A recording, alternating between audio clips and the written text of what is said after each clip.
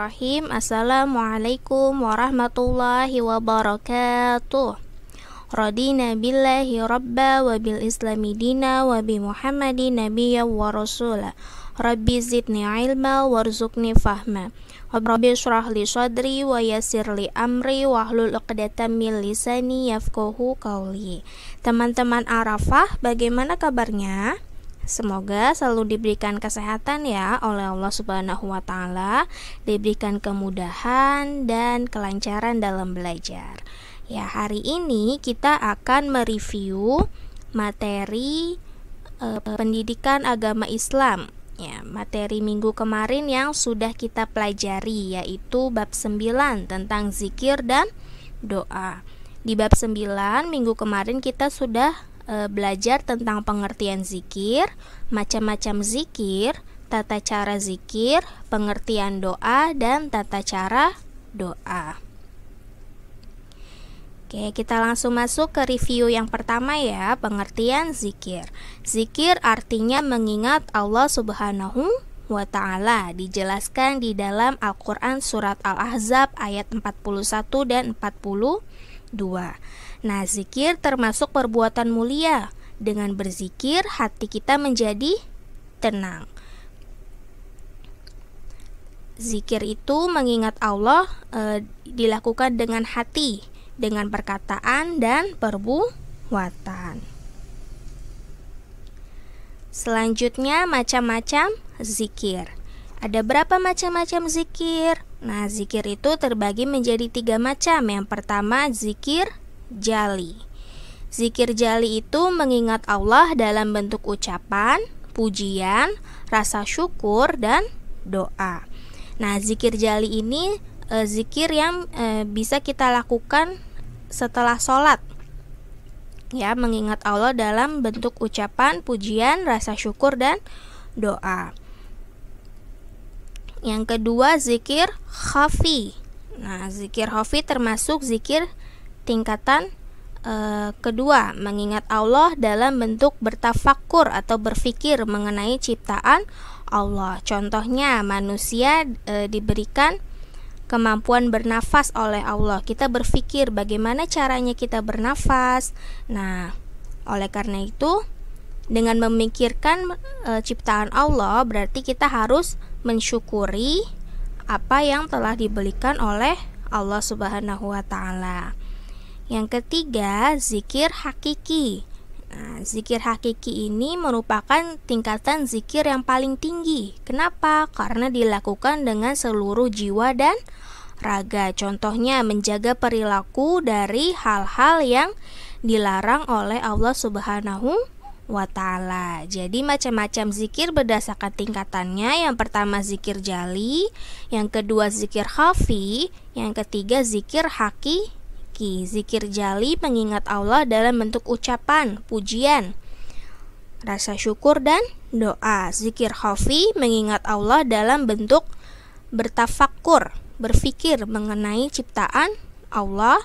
Lalu zikir hakiki dilakukan dengan seluruh jiwa raga, dengan ucapan, dengan pikiran, ya, tujuannya menjaga perilaku kita dari hal-hal yang dilarang oleh Allah Subhanahu wa ta'ala.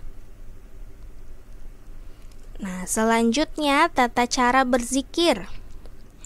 Yang pertama, zikir dengan niat yang ikhlas, hanya untuk memuji dan mengingat Allah Subhanahu wa ta'ala. Yang kedua, tata caranya menghadap ke arah kiblat. Nah, karena lebih sering zikir itu dilakukan setelah sholat, jadi otomatis menghadap ke arah kiblat. Selanjutnya, mengucapkan zikir dengan suara yang lembut dan khusyuk. Ya, karena mengingat Allah, jadi harus menggunakan suara yang lembut dan dilakukan dengan khusyuk. Ya, selanjutnya tata cara yang terakhir yaitu berzikir dengan memperbanyak istighfar, memohon ampun kepada Allah Subhanahu wa ta'ala. Nah, setelah tata caranya, ada juga manfaatnya. Apa saja manfaat zikir? Yang pertama, mendekatkan diri kita kepada Allah Subhanahu wa Ta'ala. Yang kedua, manfaatnya itu zikir dapat menenangkan hati dan pikiran. Yang ketiga, zikir menghilangkan rasa sedih dan gelisah. Dan yang terakhir, manfaat berzikir yaitu dapat menyinari wajah dan hati kita. Menjaga hati kita agar selalu dekat kepada Allah Subhanahu wa Ta'ala. Setelah kita memahami tentang pengertian zikir, tata cara berzikir, dan macam-macam berzikir, sekarang kita mempelajari tentang pengertian doa. Doa yaitu permohonan kepada Allah Subhanahu wa Ta'ala secara langsung tanpa ada perantara. Tujuannya agar segala urusan mendapat pertolongan dari Allah Subhanahu wa Ta'ala. Perintah berdoa dijelaskan di dalam Al-Quran surat Ghafir ayat 60. Ya, sama seperti berzikir, berdoa pun juga ada tata caranya. Yang pertama, kita harus beristighfar kepada Allah, memohon ampun atas segala kesalahan yang telah kita perbuat. Lalu setelah beristighfar, kita memuji Allah dengan lafal hamdalah, Alhamdulillahirabbil alamin, atau menggunakan lafal Asmaul Husna, ya Allah, ya Rahman, ya Rahim. Ya. Setelah itu kita menyampaikan keluhan kita atau keinginan kita kepada Allah Subhanahu wa Ta'ala bahwa kita sedang membutuhkan pertolongan.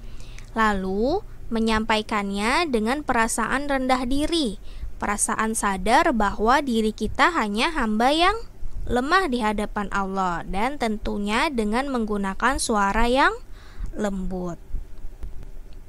Lalu kita harus meyakini bahwa Allah akan mengabulkan semua doa-doa hambanya. Ya, mengulang-ulang doa dengan tidak putus asa, ya, sama seperti saat teman-teman belajar naik sepeda.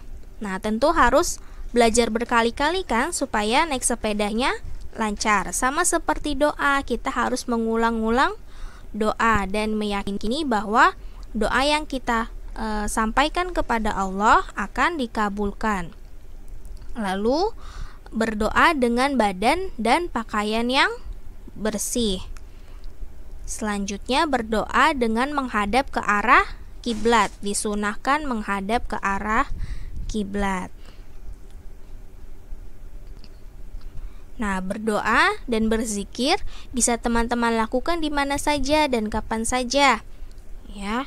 Tapi yang lebih sering kita lakukan berdoa dan berzikir setelah melaksanakan sholat dengan badan dan pakaian yang bersih dan menghadap ke arah kiblat.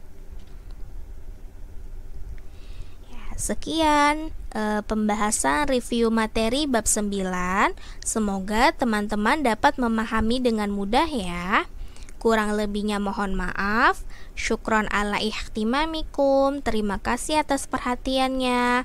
Wabillahi taufiq wal hidayah. Wassalamualaikum warahmatullahi wabarakatuh.